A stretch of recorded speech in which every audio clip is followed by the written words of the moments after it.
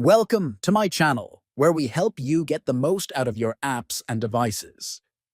In today's video, we'll show you exactly how to change who can view your Telegram profile photos on Android. Whether you want more privacy or just better control, this guide will walk you through everything. Open the Telegram app on your Android phone. Tap the three horizontal lines in the top left corner to open the main menu. From the menu, select Settings. Next, tap on Privacy and Security. In the privacy settings, choose Profile Photos.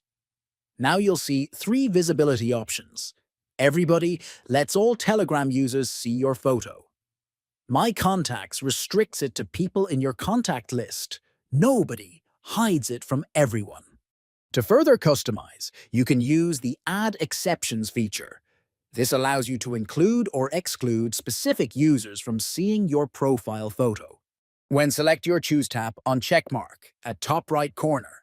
That's all for today's tutorial. Now you know exactly how to manage who sees your Telegram profile photo. If you found this helpful, consider liking the video and subscribing for more guides.